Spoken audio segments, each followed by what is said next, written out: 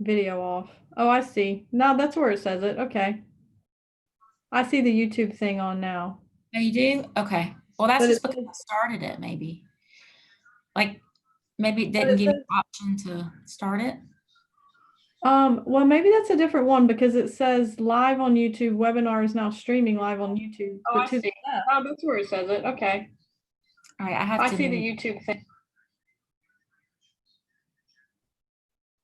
Now, where do I mute? Yeah. Oh, I see down here in case Grace starts barking again. Okay. The only thing when you go live on YouTube, you have to make sure to mute the YouTube because it will get you'll have feedback.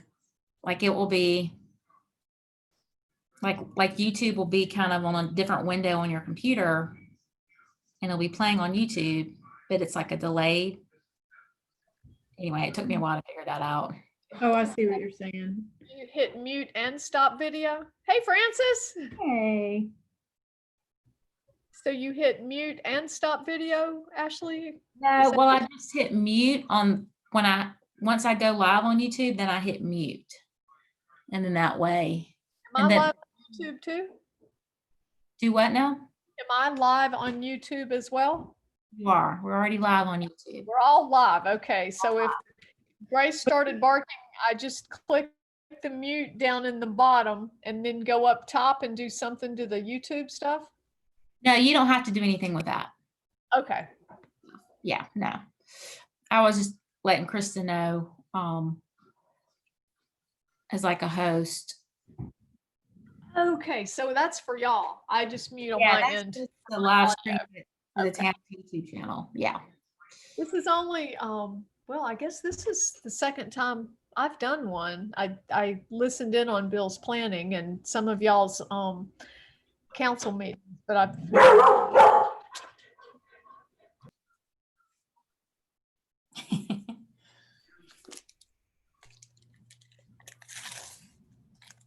Hair's got a background. Oh, that's nice. Is that Pinkney?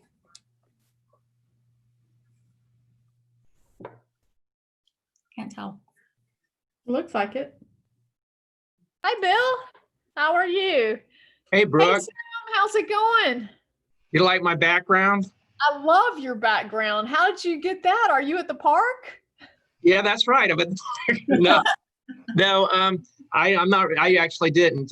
Kathy put it on the computer for me, and it's still working. That is really nice. So it's. I don't know where it is exactly. Well, it's a beautiful. We're on James Island. Yeah. That's the duty of the BZA to protect our beautiful James Island. Very good. Good evening, everyone. Hi, Hey, Sam. Sam.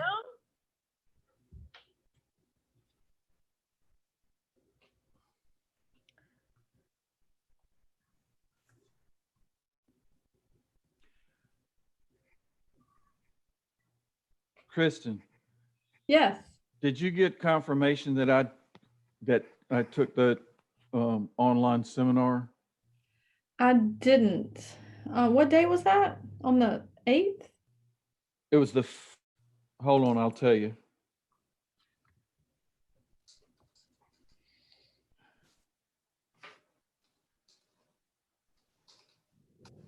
Was it a the Zoom? It was the 5th, yes. Okay. Heirs property seminar. Okay. Do you remember who was it Esther? Who was Hold on. presenting? Yeah, there was 3 of them. Oh, okay. It was heirs property. I got it. Hold on a minute, I can tell you.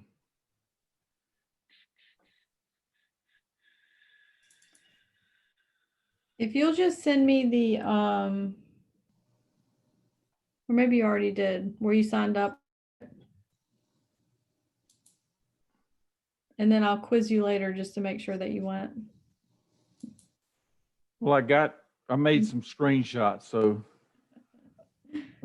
the thing so you can see them. Okay. Yeah, just send me those and that's fine. We'll put it in your file for that being good. Okay. Because I think Lindy went too. Lindy Palmer, I think with planning. I think she attended. I don't know who all was online. There's like 30 or 40 people. Oh, wow. Well, that's good. They got into, like I said, the heirs property. That was very interesting. I bet it was. What you have to do to make sure that you are,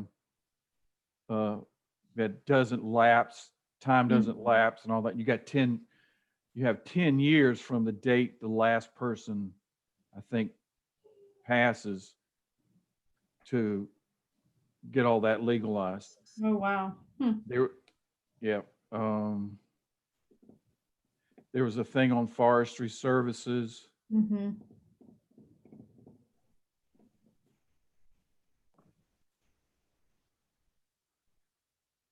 Good evening. Hey, Chris, Jason, can you hear me? Yeah. Okay, very good. Hey, Brooke. how are you? Doing good. Hey, Good. Jason. Hey, Hey, Sim. David, how are Hey, you? David. Hey, Bo. Greetings.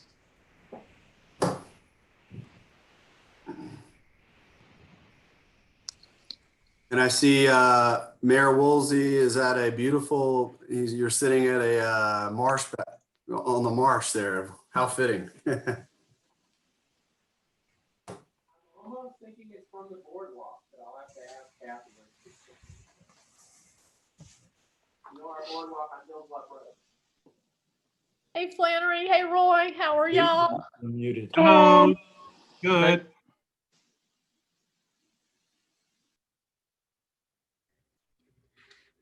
Yeah, we're all going to want Kathy to help us with a background like yours, Bill. But we'll see. I think it might be the boardwalk on Dills Bluff Road, looking out towards James Island, Ellis Creek, out that way. Very nice. Not sure.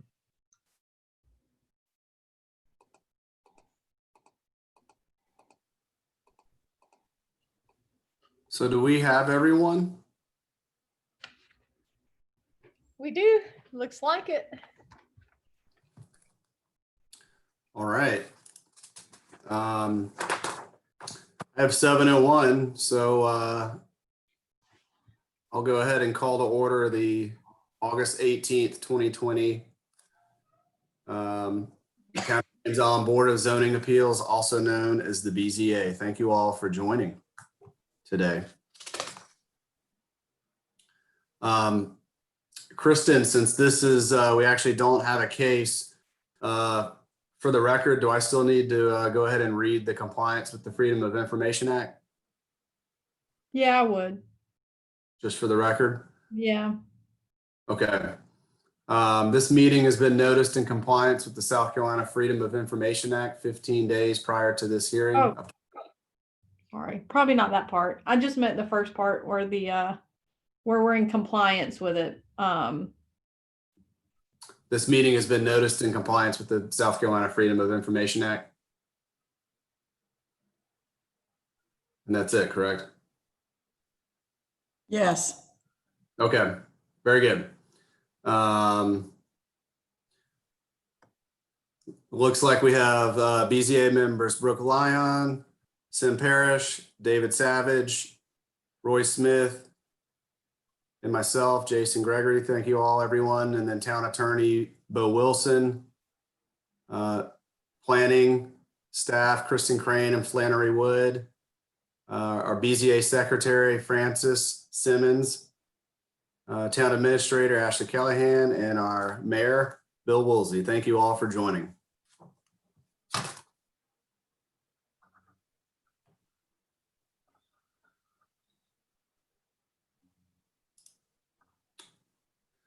Sorry, I'm going to pull up our agenda here.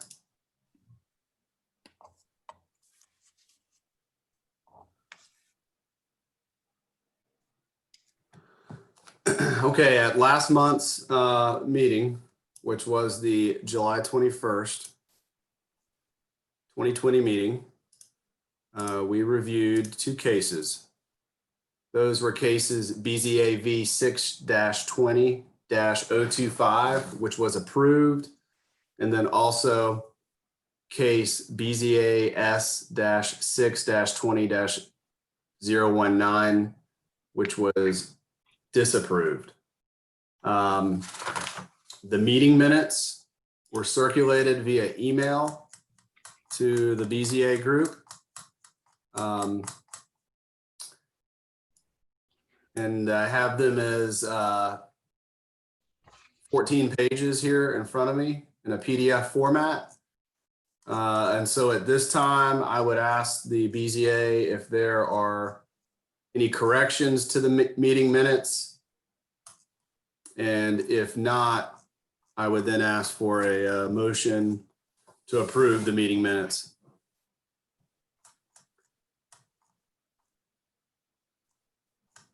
So moved. Second. Okay, thanks. Motion from Sim and a second from Brooke to approve the July 21st, 2020 meeting minutes. Any discussion before we call for a vote?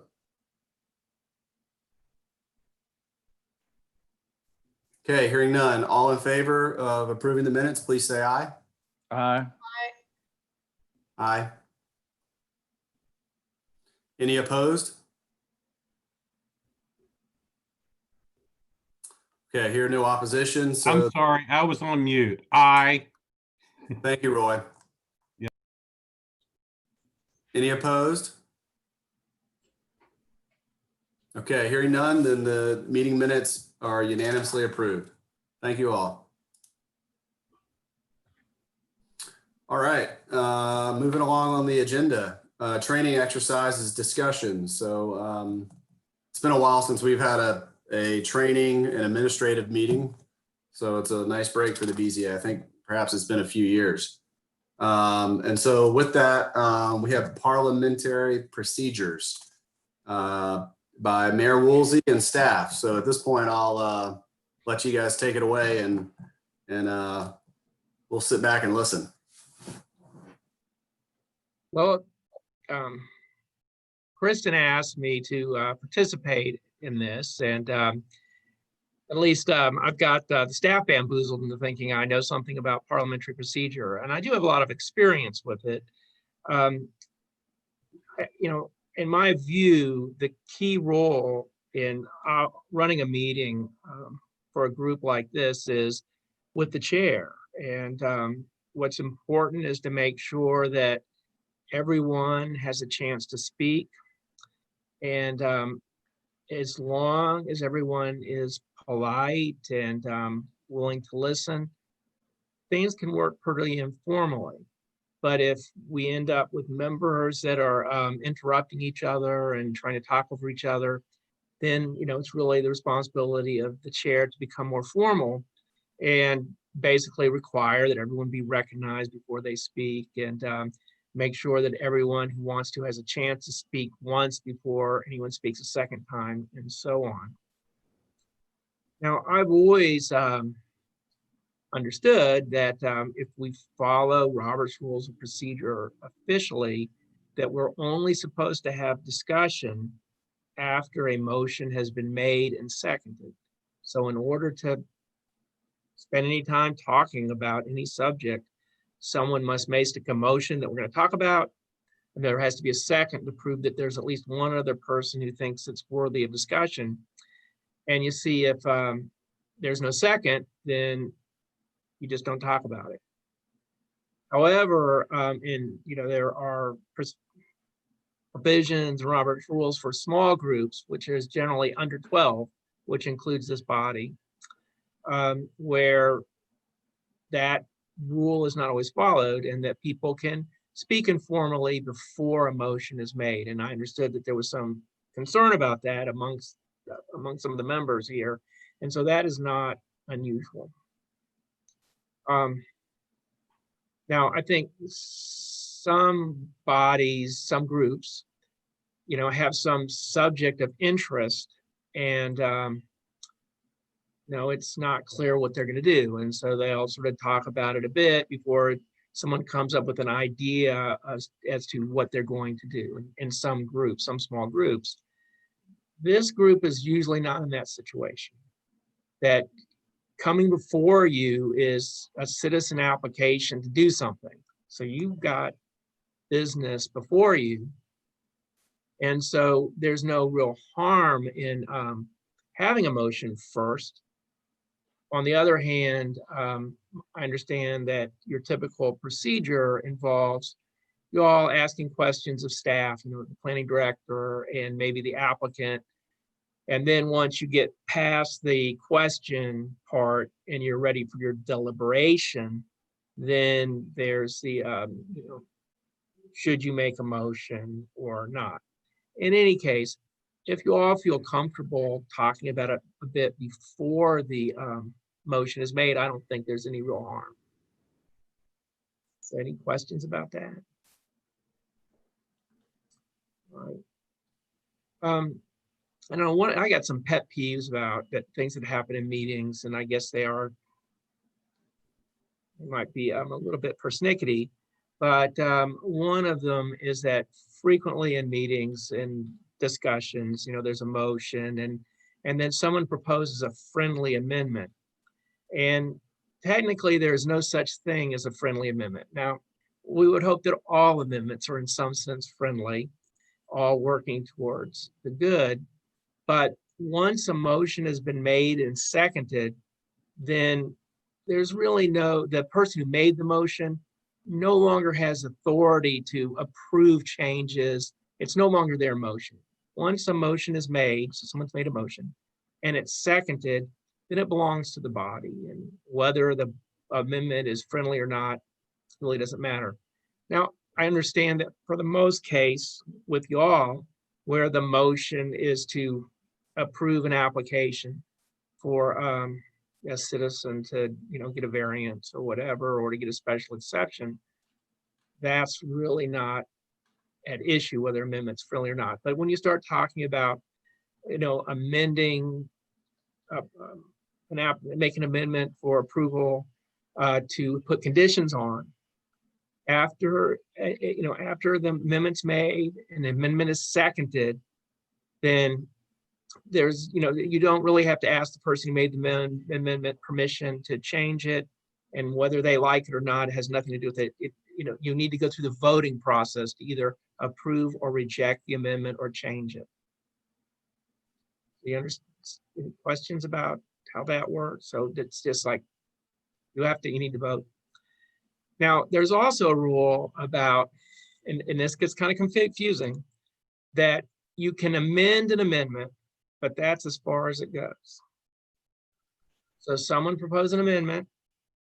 Okay, so it's moved and seconded. You're discussing this amendment.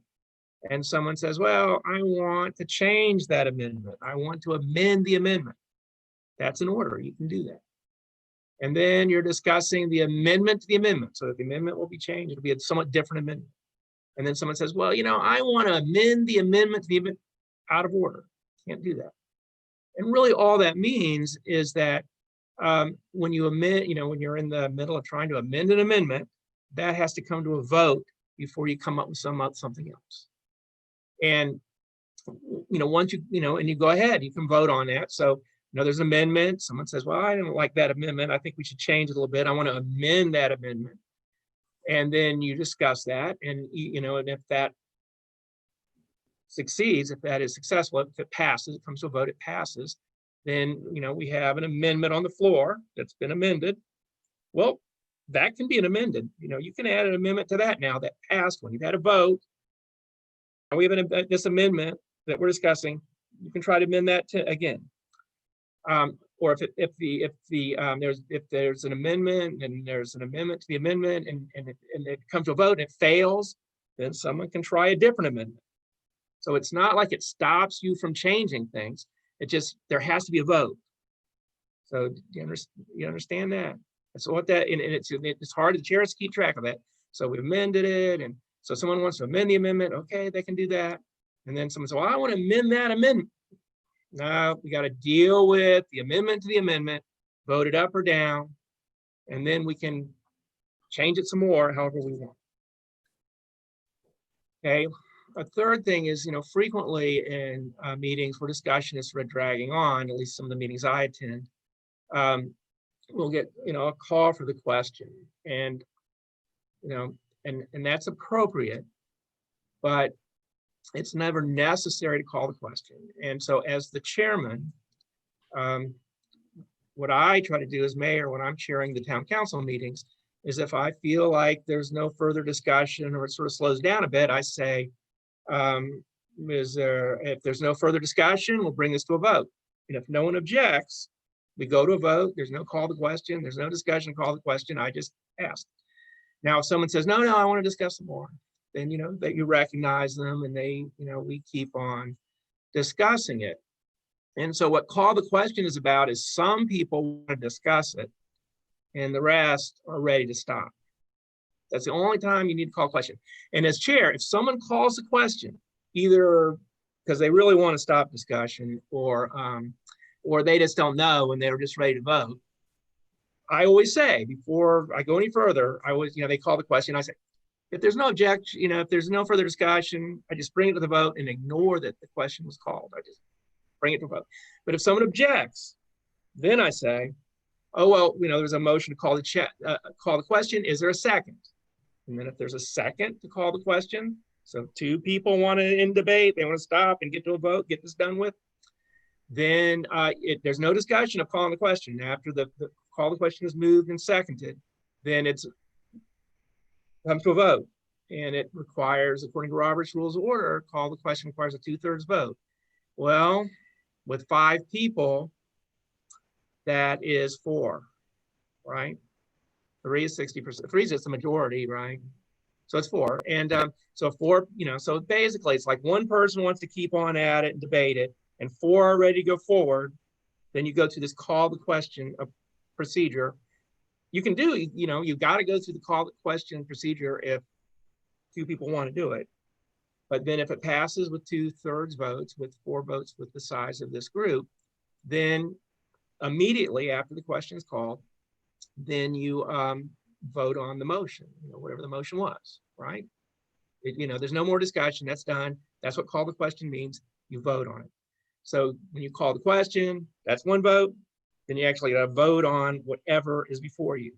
And this could be an amendment, amendment to the amendment or the main motion. It's not like you call the question and you go all the way to the final motion. It's you vote on whatever you're discussing right now. All right, well, that's all I can think of right now. Kristen said that, there was some concern about this voting in the affirmative. And as far as I know, the BZA rules do not require that.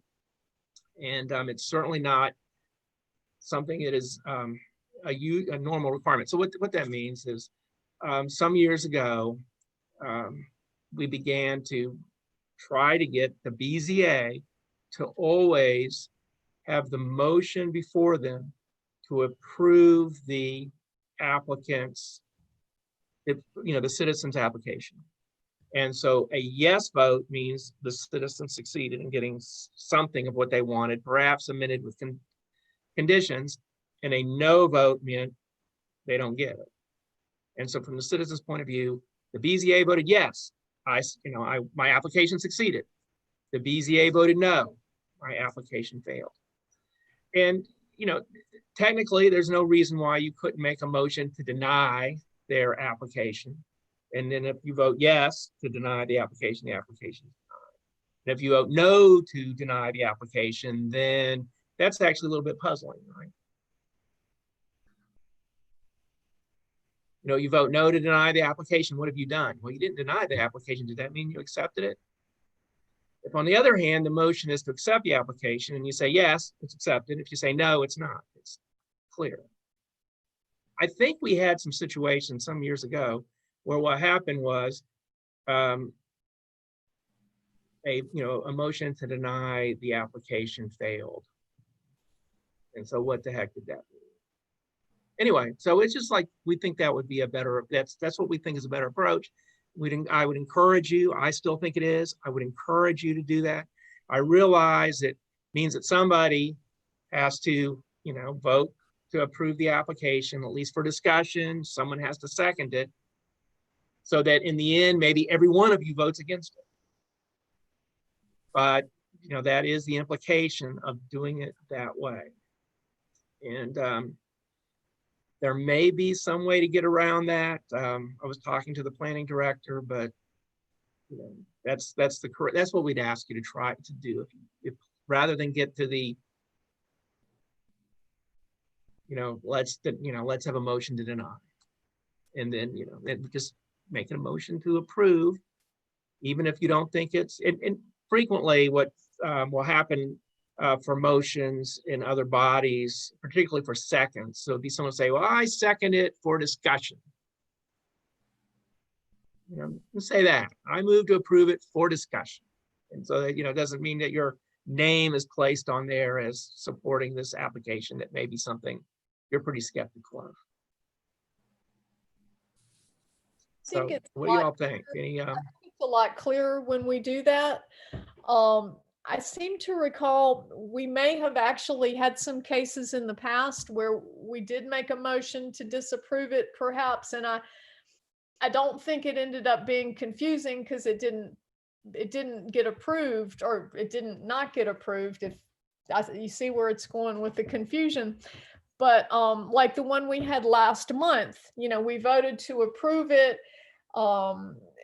second for discussion, and then we were able to add amendments, which might have made it more acceptable to some that felt it met the criteria. But in the end, the majority felt like it didn't meet the criteria, set forth. So I agree that's probably a better way to do it, especially for the public to understand, whether they get it or not. But thank you for coming tonight and going over all this. I know sometimes it gets confusing when we have motions and amendments and then amendments to amendments. And so thanks for going back over that for us too. well, no more than twice. And just think, if you get to amendments, see, it would get completely confusing. So that's the reason for that We've rule. never had it twice. Do y'all remember? I know we've had a number of amendments. Maybe we had one amendment to amendment, but I don't know. It just, anyway, we want to keep it clear and All right. smooth. Well, if y'all don't have any more questions, Well, I have Sign one. I Yes. have one, Mayor, just on all right, something which Bo. I think people may get the idea that once the vote on the main issue has been taken, with whatever amendments may be there, it's kind of up or down and then they're done. But they don't necessarily have to do that. If you didn't like all the amendments that got tacked on and it came up and failed, you can still make a motion to approve with whatever you like on it and just see if that goes up or down. I mean, you're not restricted from, even though there's been a lot of discussion and amendments, to just the one question. Like you can make another motion and see if that fails until everybody's done. So But I like you passed the main motion to approve the application with a bunch of conditions and you didn't like some of the conditions? No, I'm saying more if it were to fail. Now, if it's Oh. passed, it's done. But if it's, because it's over, but if it fails, you're not constrained from making another motion for it to pass, a different type of motion with different terms in it. I don't think you're restricted from that. Even though maybe that version might not make it, because you might not get a second. It got originally changed. You might just die on the vine, but it might. So I guess my point is you can.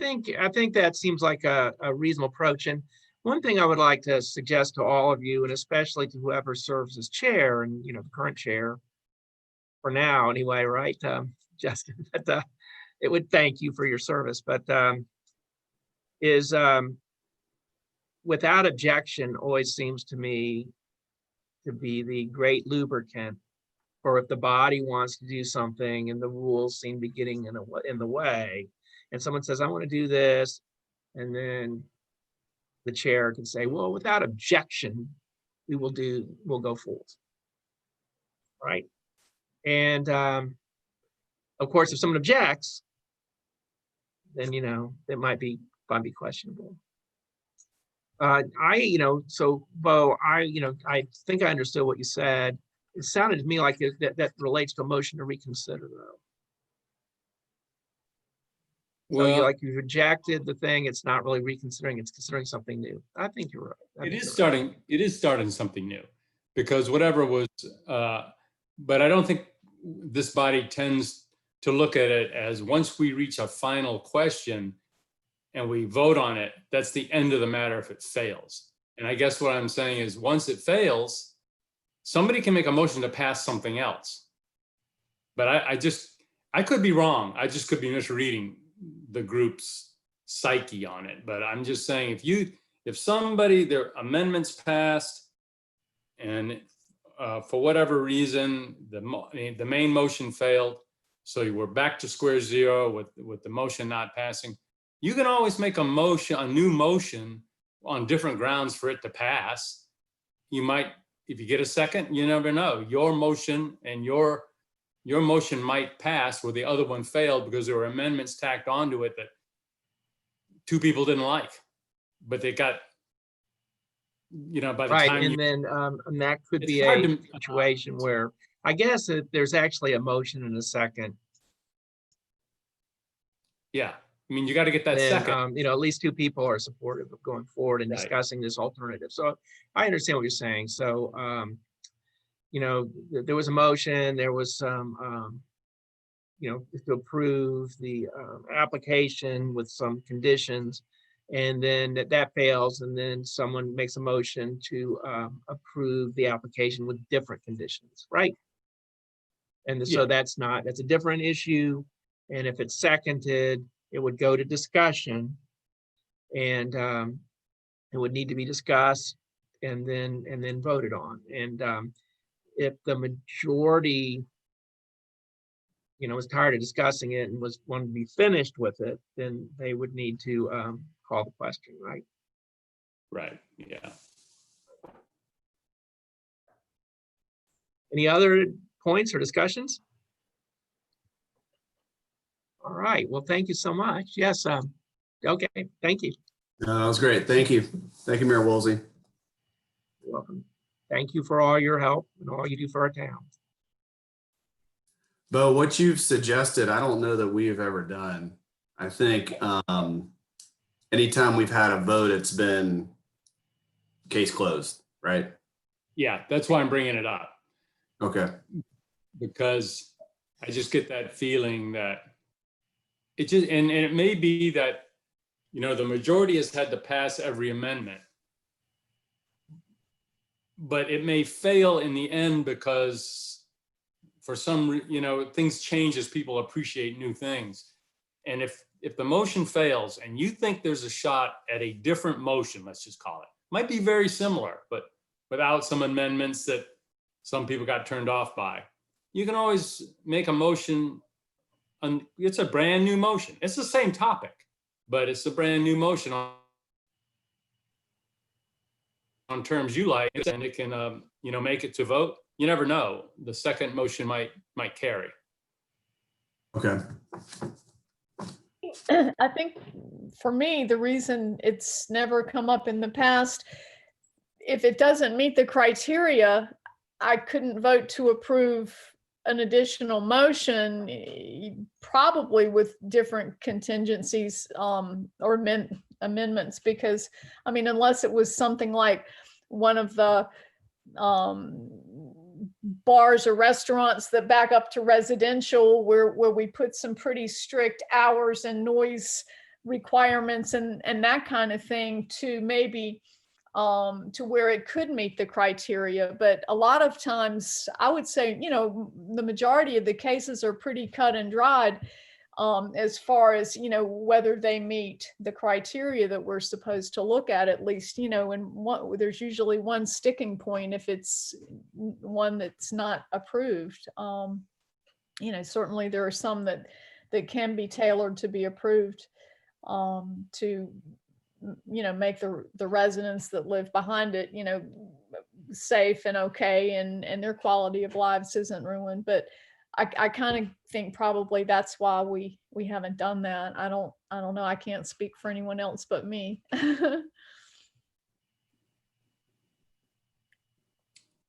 Yeah, I guess I'm thinking of when you're starting to put conditions on your grant and it gets fairly creative, you would think that as long as amendments and amendments to amendments would pass, you would end up with a product that would work. But it may not always happen that way.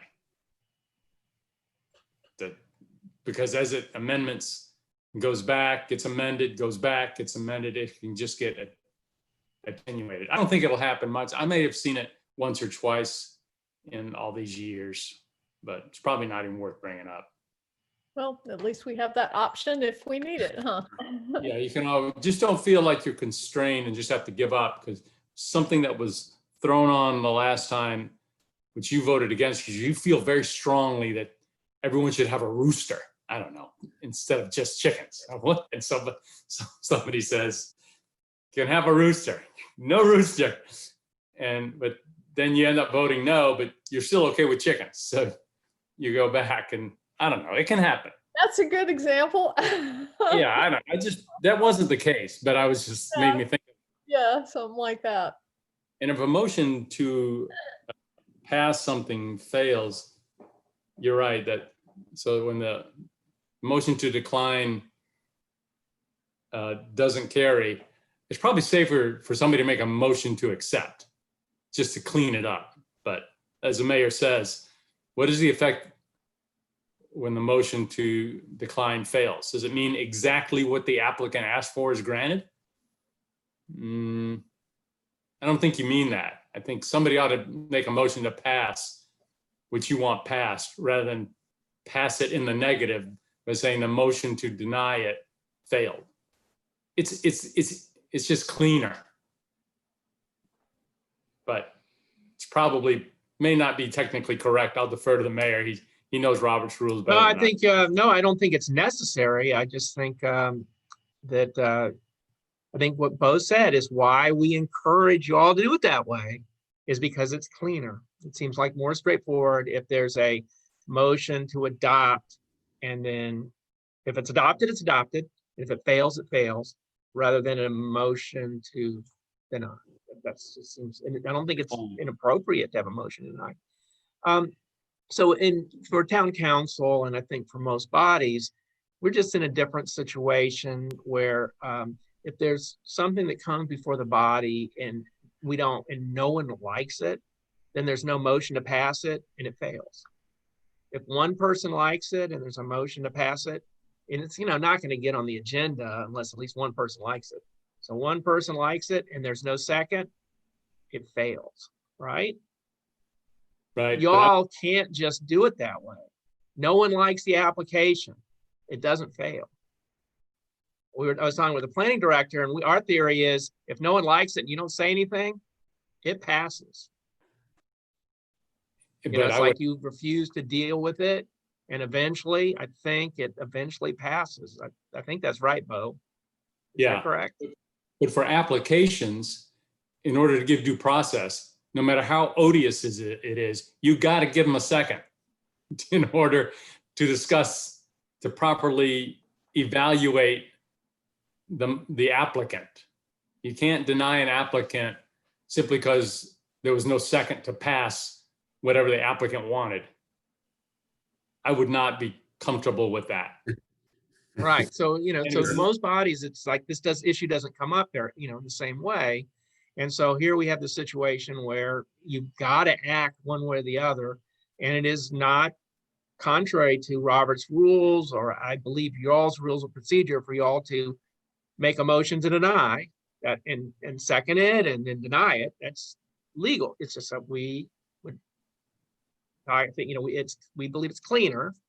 It's clearer if you all just would please, even if you don't like it, motion in favor, motion second, let's discuss it.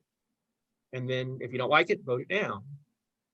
And that way it's like you voted no on the application, and I just think that's the best way to do it. I want to say that I think that it makes it a lot easier for us to track what's going on, as you pointed out. And although I like freedom of choice, I wish that gas tanks were always on the same side of the car, so I was never confused as to which one to go to. Thank you. Good point. Here you say that there's a Second that. question in a second that requires, that then necessitates a 2/3 vote to pass. No, if you want to call the 2/3 vote, there's a bunch of things that require 2/3 vote. With Robert's rules, it takes a 2/3 vote to call the question. So what that means is if, so ordinarily, you're discussing it, it seems to be that everyone sort of had their say, then as chair, you should call for a vote, and call the question never comes up. My recommendation is if someone, calls the question, so you're debating and it's slowing down and someone calls the question, the chair should sort of ignore that a bit. It's like they just say, is there any further discussion? And if no one says anything, you say, well, let's go to a vote, deal with the question. If on the other hand, someone says, no, I have more to say, then, there was a call the question, right? Then you have to ask first, then you'd say, is there a second? And if someone seconds call the question, then there's immediate vote on calling the question. And it requires, and if there's a 2/3 vote, then the question has been called, and then you go to a vote. On the what you're, the amendment or the final, we're discussing, then it goes to a vote. And if on the other hand, there's not 2/3 vote to call the question, then you're just continuing to discuss and debate. And the people who want to discuss it more continue to discuss it more. You recognize people, to speak. And then, when it seems to slow down, and then you would say, well, if there's no further discussion, let's bring it to a vote. So I always consider it bad if we have to actually call the question. I don't want, you shouldn't, no one, call the question shouldn't happen. But it will happen when some people want to debate and other people think that they're done. We're done. And it takes a 2/3 vote. I know the PSD's rules of procedure specifically say that they call the question with a majority vote. So, that's what Robert's rules say, is a 2/3 vote. If there's, if you in your own rules of procedure for the BZA wanted to say a majority vote, you could do that to call the question. And town council, we don't have a rule, so it's 2/3. For us, it's 4, correct? Yes, so it's 2/3 is it's with such a small body with 5. 3 is a majority. 2/3 is really what 4/5, but that's 3 is not enough. That's 60%, and so you need 4. 2/3 or more. Yeah.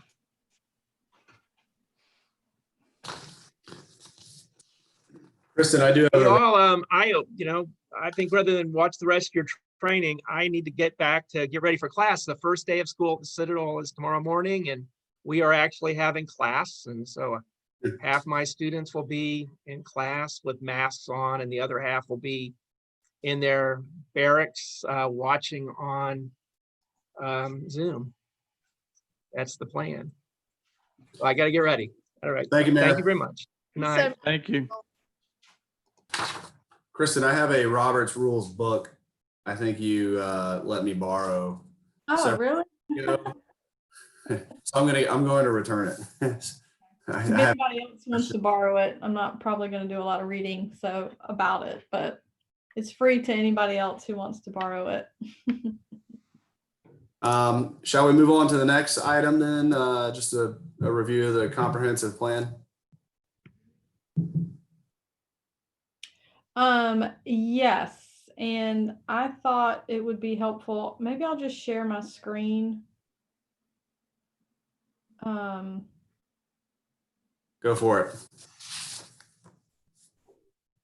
Let me find it.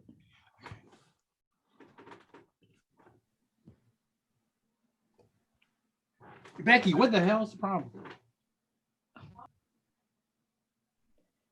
So, as I said in my email, the planning, can y'all see that? Okay. Yes. The Planning Commission is currently going over this for the 5-year review. So we will have a few more changes from what I sent you guys when it actually gets approved, hopefully the end of this year. But it's very important when we do our staff report because of criteria A for a special exception and G for a variance. Have to be compliant with the comp plan. So staff will usually go through here and, see if there's anything that sticks out as not being compliant. And so the first element is the land use element, and that's the one that's a biggie for us, especially. So I'm just going to get down there.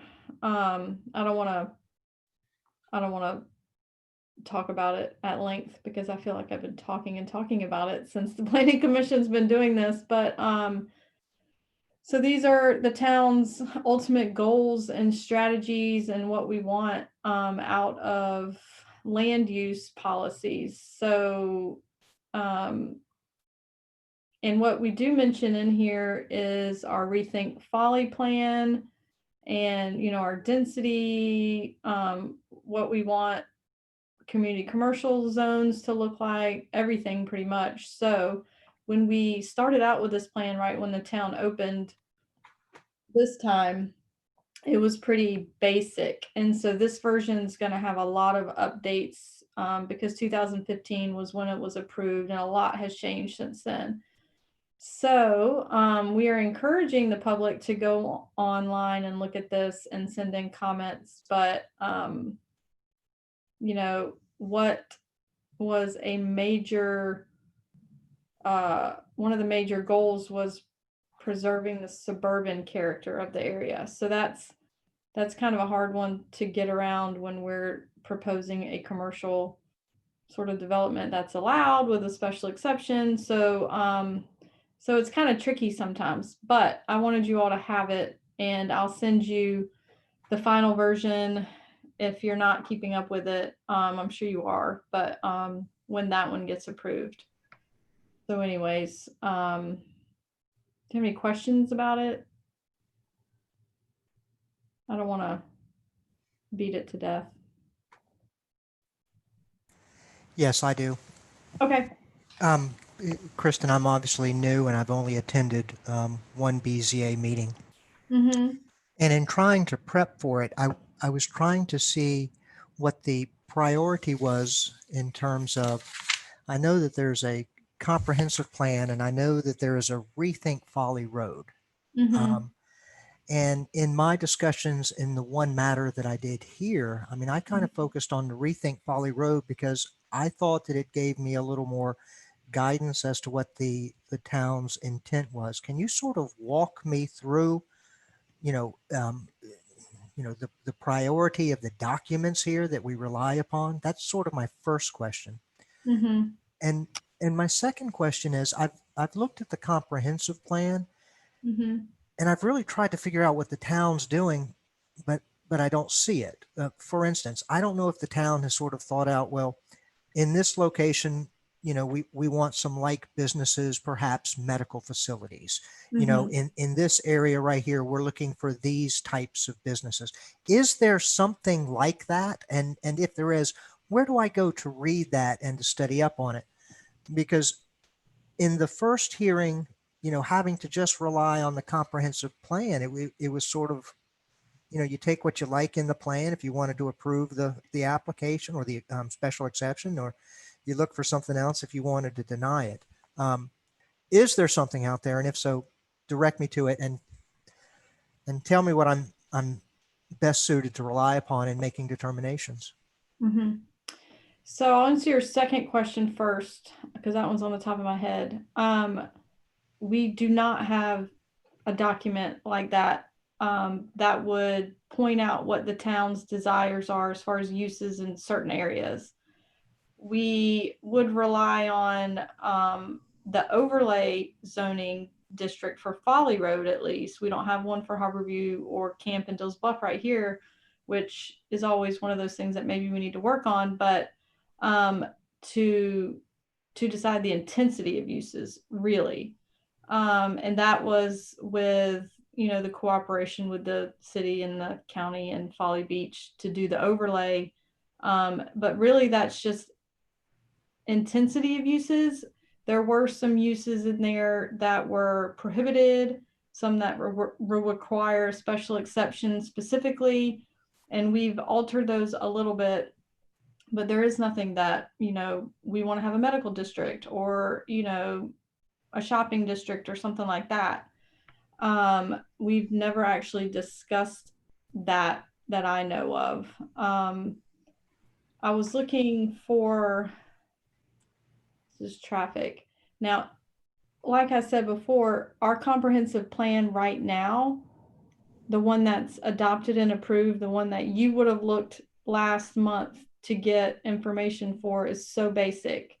It's not up to date. It's not current at all. And so hopefully when you're looking after this one is adopted, you'll have a better idea of what our goals are, because really at that time we needed it to be a town legally. We had to hurry up and adopt this kind of thing.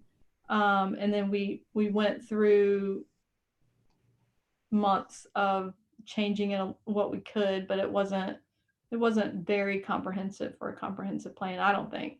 But so here, on page 35 here, where we talk about the Rethink Folly plan, is where I would think you would go to at least document where you get your judgments for special exceptions with what should go where and what the town is looking for, because the Rethink Folly plan is very detailed in what goals are, even though it's not, the Rethink Folly plan itself wasn't adopted as a document you could cite as, for example, in the Rethink Folly plan, there is a roundabout at that intersection at Fort Johnson and Folly, but it's just like this probably would be a really good idea maybe later on down the road, but we cite the Rethink Folly plan as listing our goals. So I think that's enough teeth to, cite that in, as a criteria for accepting something or not. Now we are currently, since we have a project manager, or a program manager, I should say, for Rethink Folly Road tool design, one of their goals is to help us go through the Rethink Folly plan and change our land use ordinances to reflect those things that we need to put in our ordinances to make people do when they're developing something. So we have a couple of things we've already done, like we require a multi-use path now on Folly Road to be installed if they do a development. We require bicycle parking. And so we're going to be slowly doing that, but that just takes some time. So I hope that when we get done with this review, this 5-year review, we'll have a lot more in there to look for that type of thing. Thank you. And Bo or Kristen, do I understand you correctly that if I am inclined to decide one way, that it is appropriate to cite the Rethink Folly Road as a factor in my determination? Bo, does that help you in the event that there's an appeal of the decision?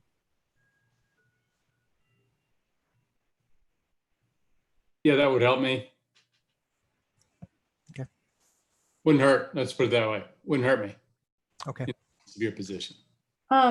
So when and I don't know if it would help, but we do have a memorandum of understanding signed by all the jurisdictions to get the Rethink Folly Road started, I guess. And I don't know what kind of legal, how deep you need to go with that, but all of the jurisdictions agreed, all of their mayors agreed, our mayors, to start to implement this. So, I mean, and maybe I could put a little more, I was thinking what I probably need to do, these things pop in my head like in the middle of the night, is down here where where we have, maybe even in our land use goals and objectives for, and our recommendations in the comp plan, we need to write in there to take the strategies listed in the Rethink Folly plan and implement them. And so that would be an easier way when I'm doing a criteria to say, well, yes, it is consistent because in the Rethink Folly plan, in the comprehensive plan, it quotes this, that we should be doing that, and we are doing that, or something like that. I think that would help with that portion of it. But that doesn't help with anything, say on Harbor View Road, or, right here at Campendale's Bluff, where we have our other commercial corridor. If it were a special exception, we just go back to the normal criteria that we have.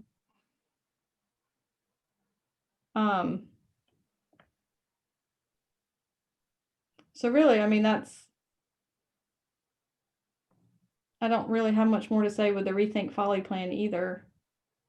I have that one pulled up if anybody wants to see it. But like I said, we are working to get some more of those concrete land use requirements in our ordinances. It's just kind of a long process. I think just knowing the comprehensive plan exists, Mhm. and that it's under review and revision, is beneficial. And, the Rethink Folly plan, knowing that exists, because I don't know that had come up. Maybe it had come up in a prior hearing, but at least it did not come up prominently until the one we just had. So that, I think just knowing they exist and they're in the works, where to find them is really what's important. I think it was also a lot different with this last one, because I was trying to think of another BZA case that we had that wasn't in the commercial core. And maybe, well, Black Magic was, but we weren't in big with Rethink Folly then either when Black Magic came. But I think most of the other car wash a long time ago, maybe 2 or 3 years, at the old Huff Seafood, or at the Huff Seafood. But I don't know that Rethink Folly, did it exist then? It did, but that's in the commercial core, so I think it was a little different too. Yeah. This one was in the Village, South Village, which makes the uses a little different as far as like which side of the road you were on. The use in the Rethink Folly plan changed a little bit down there in the South Village area. But it is a long document, so, but it's interesting because the whole goal was to make Folly Road more of a downtown area, depending on where you are, with the buildings to the street and the parking in the back, and then following the overlay, which we already had, with getting a little more natural and rural and suburban as you go out to Folly Beach. So I just think it'll always be challenging because there's always going to be residential on Folly Road, one parcel behind whatever project is coming forward. So.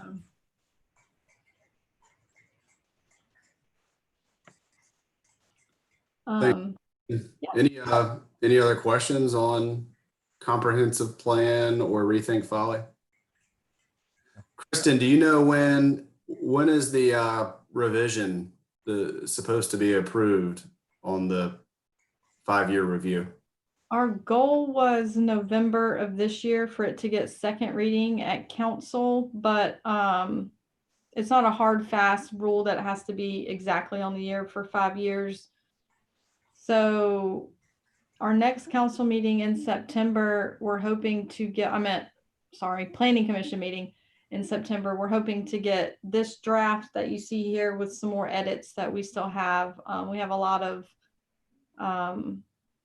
stormwater things that we've been doing to add in here and some other things.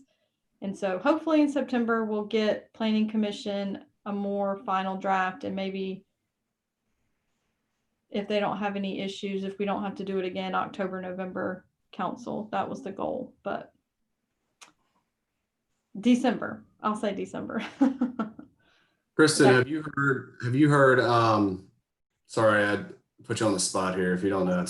Have you just heard the latest on the new flood maps? Yes. I think it was January. I think it's January 2021 is when they'll be effective. Okay.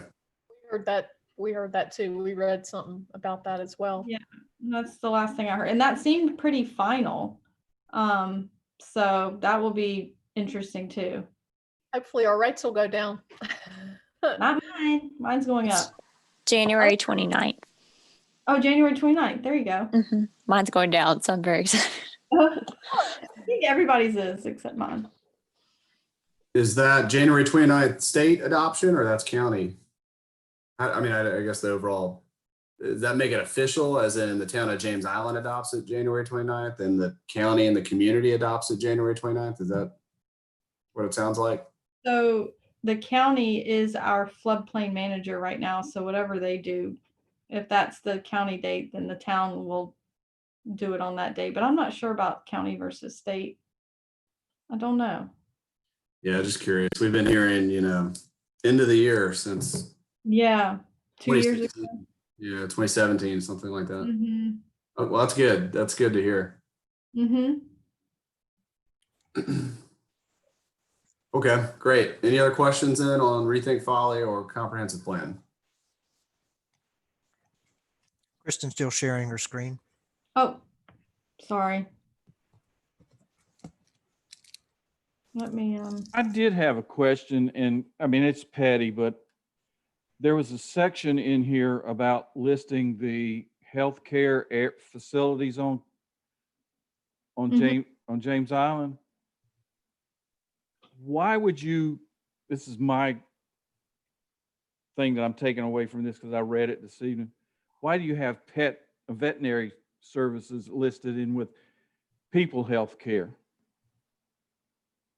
I'm just, I just saw that and it seems odd to me. It's a service on James Island, but it's not health care for people.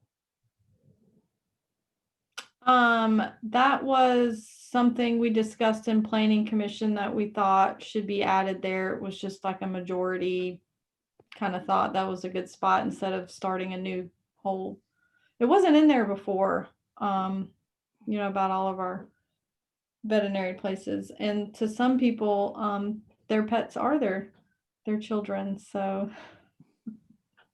I don't know. That was just, a mutual decision that we thought it should be in there at planning commission level. Can I add that because my pets need to have shots and things, and I don't always make it to the rabies clinic. It's a matter of public health. Good point. Yeah. And didn't we have an issue once with a mobile vet service? We did. And it was a big deal. It was a very big deal. It almost went to the BZA. It did. It went, and then they Pulled it out at the meeting. Mhm. Right. So yeah, that's a good point. Mm-hmm.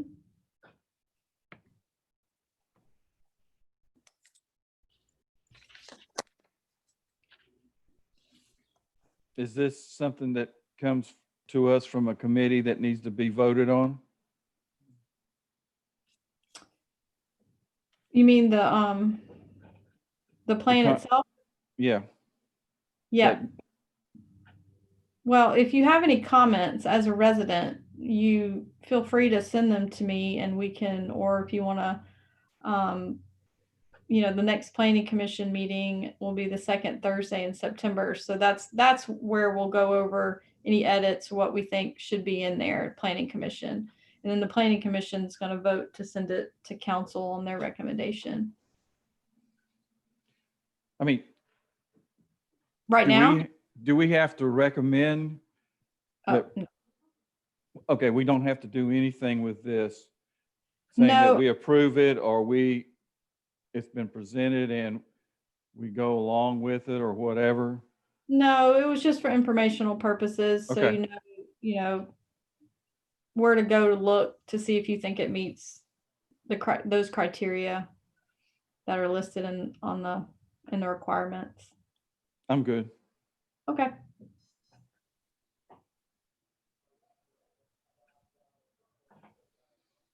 Do you want me to go ahead, Jason, with the next thing?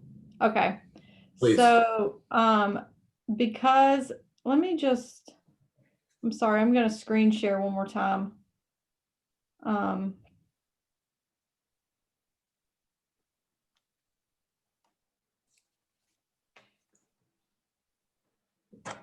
And I'll send this to you guys too, if you want to see it. I might need to, can y'all see that? Do I need to zoom in? This would be our, Can you zoom? Yeah, thanks. If you zoom in just a little bit. sorry, is that good? Yes, thank you. The BZA appointments, because as I've heard, and I guess Jason, all of you, except Mr. Savage, can attest to how the appointments were decided when the town first formed. And who got 4 years and who got 2 years. So this is just kind of a little refresher on that and when your appointment will go out. So I think Jason, since you were appointed by Josh, I believe it was decided that Councilman Bowles will get the next appointment there. I'm not sure of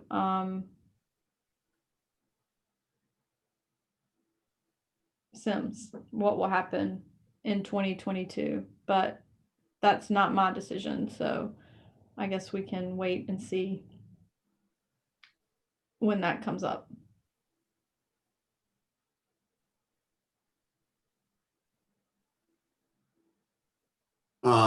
So my term expires the 23rd, so this month of 2020, I see. So I think everyone here knows, I've spoken with most of you. I've spoken with Kristen about this over several months. Being on BZA for 8 years, I will be rolling off the committee with this month. So this will be my last planned BZA meeting since my term expires. So next BZA meeting, you will have a new person in my slot. We'll sure miss you, Jason. Been a great member. Well, it's been wonderful getting to know everybody with this. It's been 8 years and I've learned a lot. And it's really, I just feel like, I've got some family obligations, some work obligations, and some church. I actually have a direct church conflict that I've been putting off, a church obligation that I've been putting off for about 2 years now. So kind of got some other obligations I want to shift into. And it's been a great 8 years on BZA. So I'll still be around James Island. I've lived here all my life, so I'm not going anywhere. Thank you, Jason. We're going to miss you. I want to say that Jesus wants you to stay on the BZA, but I won't say it. Is your last name spelled with a Y or an IE? It's an IE. Okay. Yeah, it's misspelled on the screen here. Yeah, I didn't know if you did that or if we did that because No, I. I clicked on the link and it auto-populated for me. So Okay. it's a common mistake. Yeah, I bet it is. Looks I like just it's wanted to spelled double check. right on the screen share. I get that too. Not. Sorry about that. I lost my internet for a moment, but I was saying, I tell Jason, thank you for his service and all that during his time. Yeah, we appreciate it. Any I guess any questions on the terms? I mean, I think it's, fairly clear. We got the 3 expiring, and then the other 2 are staggered every 2 years or 2 years thereafter. So I shouldn't say expiring. They'll just the 3 will be renewing after this month.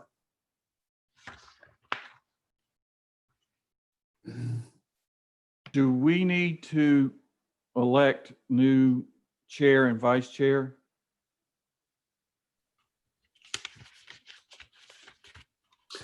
Yes, and that's on our agenda coming up just after we go through some of the one other informational piece we need to go through. Okay. BZA rules of order, but we are going to vote for chair and vice chair. So I just wanted to also just make sure you guys were aware of this and read through it. I don't really have anything to say about it. I guess the last time it was edited was 2018. Was it that long ago? I don't feel like it was that long ago, but where you guys actually changed the time limits for the applicant and staff. And so we put that down. It was November 20th, 2018.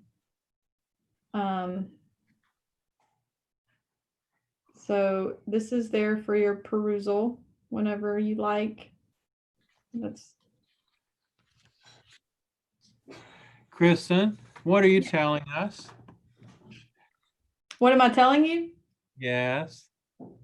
I just that it's here. Okay. David, or has it worked well so far? it has.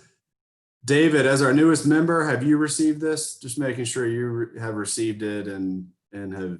I did. I looked at it, and I do have a couple of questions just so I know how this works. Okay. Is now a good time? Mm-hmm. All right. Yeah, maybe. I'm looking at page 3 of 5, and it talks about witnesses may be compelled to attend by subpoena requested at least 10 days prior to the hearing and signed by the chair. Do the other board members get notice of those subpoenas that are being signed?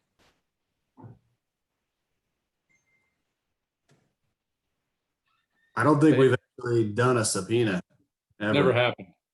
In the time that I've been on the board, and that's been a long time, we've never subpoenaed anyone for the Board of Zoning Appeals. All right. Yeah, that's fine. It's probably a non-issue. And I'm looking at hearing procedures, page 3 of 5, when it talks about evidence. It says relevant documents, etc., will be received in the record without authentication. Relevant testimony, which is not cumulative or hearsay, will be received. How is that, Bo or Chair? Can you tell me how that happens? Under what circumstances does information come in like that? Would that be anonymous, not anonymous letters, but maybe citizens' letters with attachments? We've had, yes. So, and we've had, I think, every once in a while, an applicant will bring another piece of information and will like an updated site plan.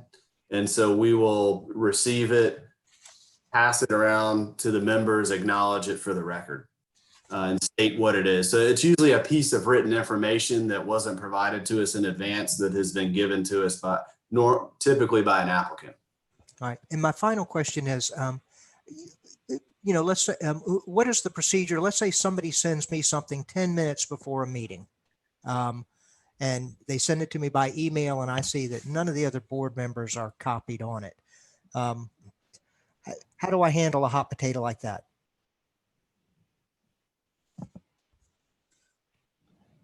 Well, like last month, I received that email from a citizen in favor of the car wash. So I sent it to all the board members, to Bo, to Francis, to, I just did a blast to everybody. Because that was my understanding when I started on the board. Anything that we get needs to be shared with anyone. And sometimes I would get a call from a citizen before a hearing who were concerned about something or wanted to tell me something. And I'm like, no, I can't discuss it. You need to send it through Francis, our secretary. That sort of thing. It has to go to everybody, is my understanding, and how I've always handled that situation. That is same for emails. Like Brooke was saying, that say she got an email like 5-10 minutes before the actual BZA, she would have to present it as evidence during the hearing and then pass it around to the individuals at the meeting.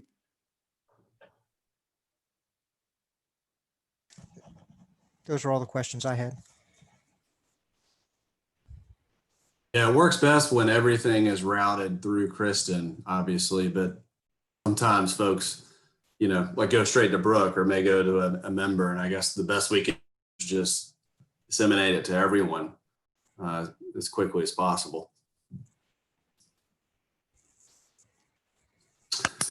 Yeah, because I think the email that I had sent everybody last month anyway, there were hard copies. Well, no, that's right. We met by Zoom, or maybe it got resent out. I know you addressed it in the meeting though, that we had, 1 pro for it. And then we had, I think, 16 against it.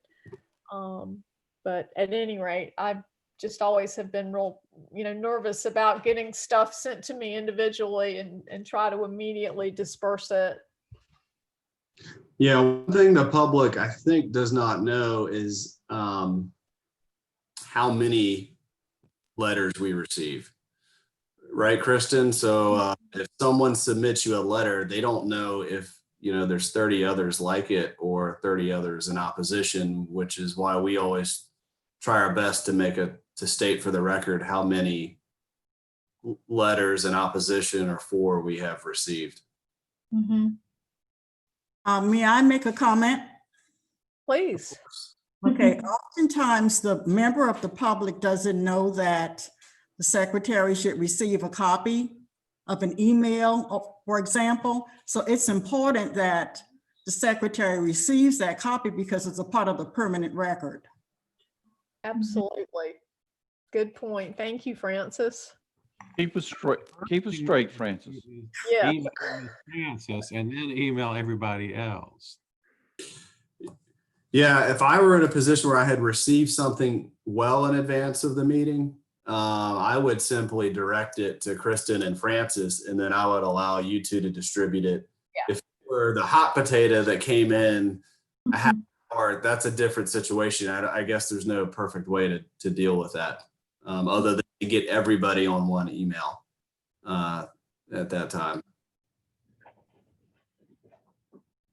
Yep. The one last month came in at like 5 o'clock. I mean, I just happened to check my email before 2 hours before the meeting. And so I guess that was a good thing. It just, was kind of crazy.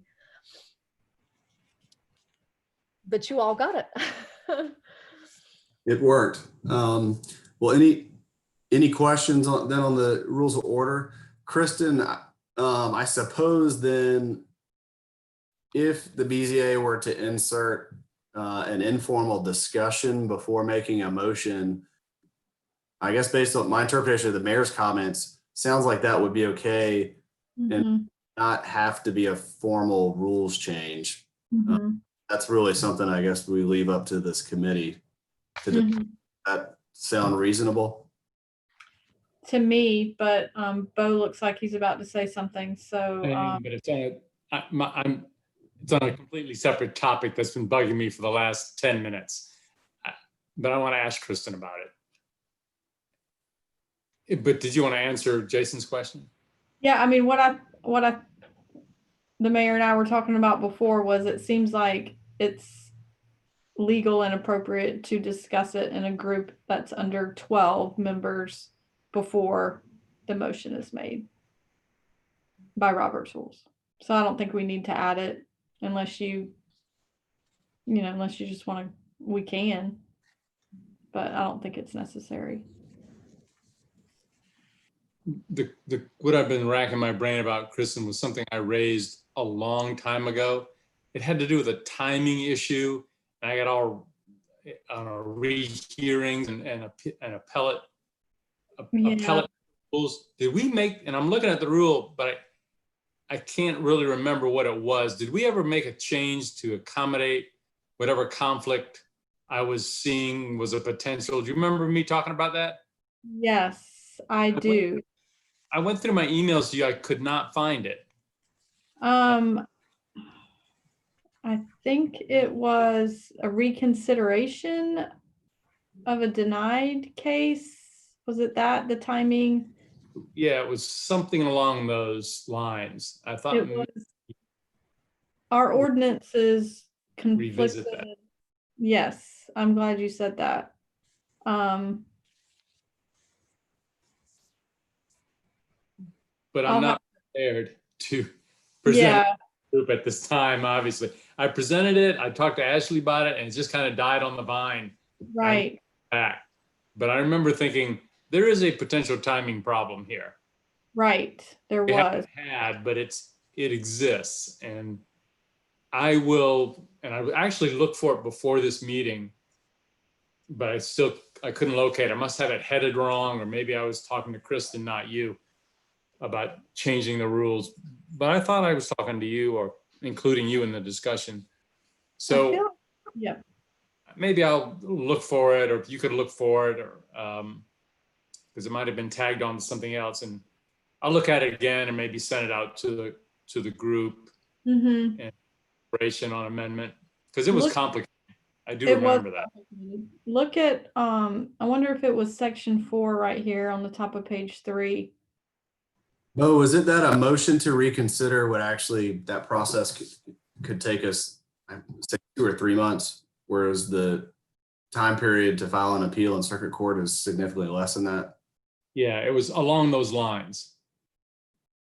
But I drafted a fix, I think. But I want to be precise on it, and I don't want to misspeak, but it was something it was along those lines. I can I've never really loved the motion for reconsideration, but it does come in handy. I just don't like it when everybody's wanting to do it every time. So we put limitations on the grounds they would have to have. And that helped, I think. Because in the beginning, it was a little bit more wide open. Are you talking about a rehearing? Yeah, rehearing, there'd be a motion for reconsideration or a motion for a rehearing.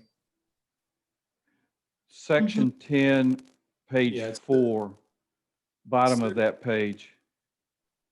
I think the problem might have been what happens if your deadline to appeal is 30 days under our town law, yet our rules allow a motion to reconsider 30 days, and the person's forced to make an election there. Let me just look at it again, but I do think that's the issue, something that was bugging me about that. I remember slightly now. I can go back and look too.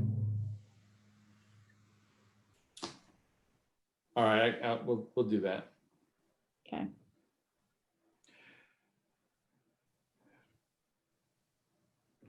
I remember too, Bo, it's the motion to reconsider is at one point it was at the next available hearing. Well, what if we didn't have another case for 3 months, right? Mhm. That was an issue we had many years ago. Mhm. Yeah, I think we came down and said we have to have a meeting if they for the call in order to be. Didn't we have to do that once, Kristen? Basically, call a meeting for the rehearing. We did. I don't remember which one it was. So it's next available BZA public hearing would be the next month. They're preset unless there's nothing to consider. That's true. So let me ask a question here. So, okay, let's go through say the applicant for the car wash wanted to appeal or reconsider the verdict for what he got. Would he not have to do it within 15 days or by whenever the deadline is for new applications to meet the criteria, meet the requirements to be publicized prior to the meeting and not 30 days? In other words, No, appeal- because that's not a public hearing. That's a motion to reconsider by the body. So, and he can only come before the body for his hearing if he can prove or show enough evidence that something new had been learned since the hearing, or there was a mistake or a mutual mistake of fact. We tighten that up so people wouldn't take 2 bites at the apple every time. So show compelling grounds to be reheard, not really, I didn't like it, give me another try, because we've had that happen. So what you're saying is that he can come back to the board at the next meeting or say that he wants to you know what I'm trying to say? A reconsideration. Reconsideration before the meeting. And then if we approve it at that meeting, then it would still be another 30 days to the actual hearing date. That's correct. Reconsideration date. Yeah, Okay, gotcha. I'm good. And we've had them fail, I think, where they didn't meet the criteria for reconsideration. So it just died. One more question real quick. I'm looking at page 5, the bottom. It's the last time this was updated was November 20th, 2018. Is that, should we update that saying that we reviewed and approved these rules and regulations to a more current date? It's not necessary. Okay.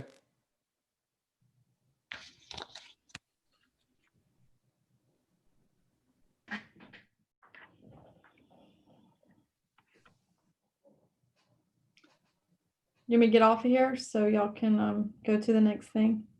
Sure. Any questions on rules, BZA rules and procedures? I'm good. Okay, thanks, Sam, for the questions. Thanks, Bo and Kristen, for walking us through that. Okay, next item on our agenda, which would be our one of our main business items, will be we need to vote for the 2 officers for the BZA. So we will need to vote for the new chair and then also the new vice chair. So with that, the floor is open and we can take nominations from BZA members at this time. I would like to nominate Ms. Lyon for chair. Thank you, Roy. Second.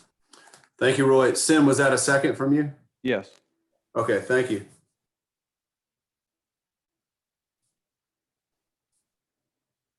I would be honored to serve as chair again. Thank you so much. Thank you, Brooke, for accepting that. Any discussion then, or on this while I have a motion from Roy, second from Sim, and then Brooke has accepted in the discussion. I'll just add, I would support Brooke for chair. She's been chair before. She's been is an experienced BZA member, and I think she has good experience running meetings, and so I do support that nomination. Assuming Brooke does not vote against herself, I would make it unanimous. Thank you. Okay. David. Any further discussion? If not, we'll make it an official. We'll make it an official vote then. Okay. Then all in favor, please say aye. Aye. Aye. Aye. Any opposed? Okay, sounds like the ayes have it. That was unanimous. So Brooke, you will be the chair going forward. Congratulations. Thank you.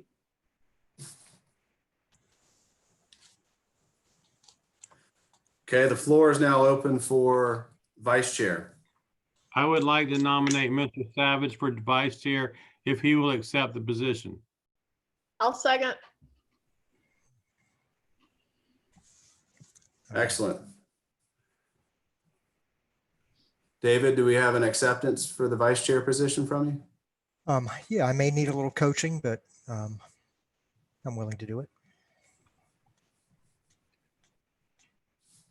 Any discussion?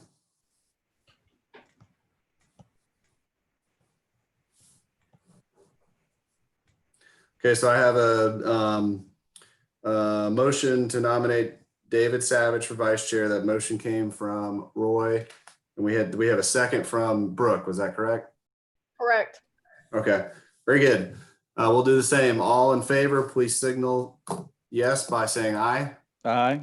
Aye. Aye. Aye. Aye.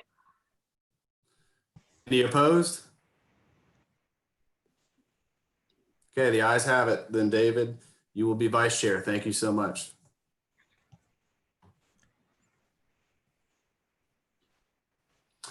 All right.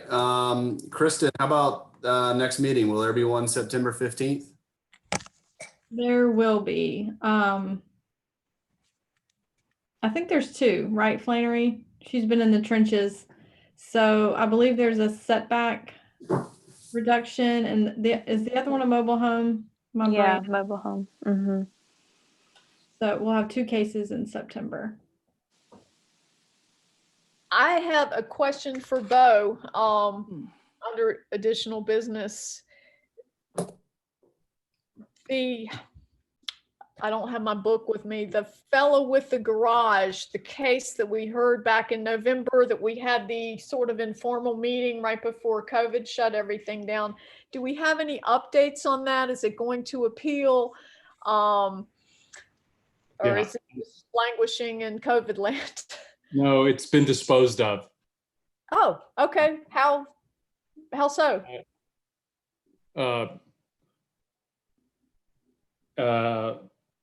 It was never going to work. I don't know how to, they were never going to win. It was never going to work. I had to keep my average 100%. And so I just showed no mercy. Okay. That's not actually, it was, they abandoned it because it was not going to, they knew they were not going to prevail ultimately on the appeal of the decision. So they just quit. Okay. Well, thank you. So I had told Kristen and Ashley, I think it was a little while ago. It was this though, maybe within the last month or so. So we gotta make sure that. I think it was April, actually. I was just April? looking. Yeah. Looks like, Bo, I got an email I should have updated us at the last, at the July 21st. I received an email from you July 9th that was a stipulation of dismissal. So Yeah, that was the formal ending of the matter. So thank you, Brooke, for raising that. Thank you for handling that, Bo. That's, you It know, that was- definitely didn't meet the criteria. That was a pretty cut and dried one. And he had, anyway, thank you. Sure. Any other old business like that? That'll be a good time if we have any other old business to raise.